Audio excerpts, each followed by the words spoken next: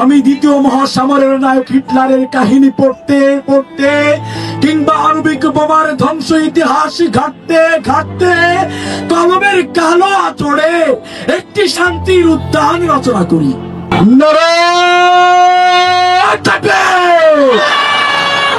আবৃত্তি করছি কবি সুলেমান হাসানের 20 শতকের ইশতেহার কবিতা। মাঝে মাঝে বড় ক্ষোভ জাগে, আমি কেন হলাম না একজন যুদ্ধবাজ সৈনিক। আমার হাতে যদি থাকতো একটা কলমের পরিবর্তে অত্যাধুনিক মেশিন গান কিংবা একটি এয়ার গানের ট্রিগারে এই প্যাকুন আঙুলগুলো, কিংবা নায়করা জলপ্রপাতের মতো ভেঙে চুরে দিতে পারতো হৃদয়ের গিরিপথ তাবৎ সংকীর্ণতা। কোনটা শক্তিধর, একটা কলম না মেশিন গান? মাঝে মাঝে প্রশ্ন রাখি প্রজ্ঞার কাছে, তুমুল বিতর্ক হয়, সঠিক জবাব পাই না। আফসোস, কখনো নিজেকে একটা স্থূল কলম অধিকারী অসহায় জীব ভেবে উপহাস করি। বন্ধুরাও হাসেন যত্রতত্র, সাম্রাজ্যবাদী সুন্দরী নারীরাও, আর মুদ্রাস্ফীতির সমাজে বিশ্রী ঠা ঠা হাসিতে ফেটে পড়ে আদিগন্ত। তবুও আমি আলিফের মতো একটা কলম ধারণ করে খাড়া দাঁড়িয়ে আছি। আমার বৃত্ত নেই, চিত্তের বড়াই করি বেহুদা।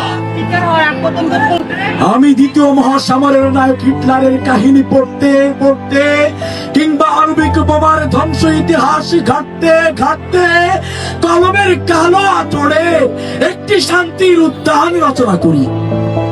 জানি মানুষের হিংস্রতা, ক্রোধ, মদমত্ততা ভালোবাসার এই উদ্যানে সংকুলন হবে না কখনো।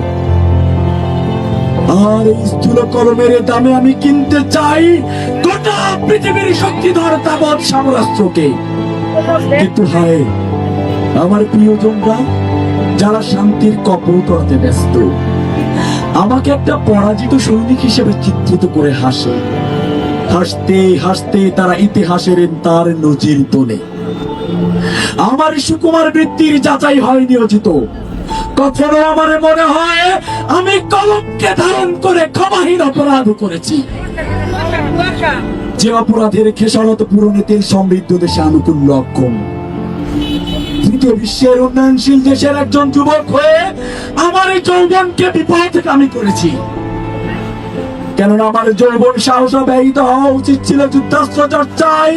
কারণ যেখানে যুক্তি নয় শক্তি, শক্তি নয় অস্থিরতা, জনগণ নয় ব্যক্তি, আদর্শ নয় অনাদর্শ মক্ষম সর্বদিকে।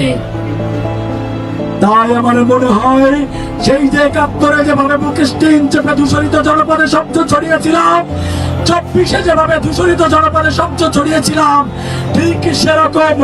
ঠিক সেরকম প্রচন্ড শব্দে ভয়ঙ্কর চিৎকারে বলতে ইচ্ছা হয়,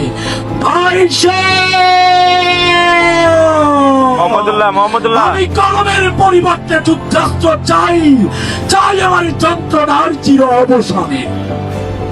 একটি কাব্য নয়, কিন্তু আমার বিবেক নামক স্বয়ংক্রিয় কম্পিউটারটি এর বিপরীতে রায় দিল। তাই আজ স্থূল কলমকে ঘষে ঘষে একটি মিসাইলের তীক্ষ্ণতা সৃষ্টিতে প্রয়াসী। যদিও জানি একটি মিসাইলের দামে বিকৃত স্বদেশ আমার প্রিয় মাতৃভূমি।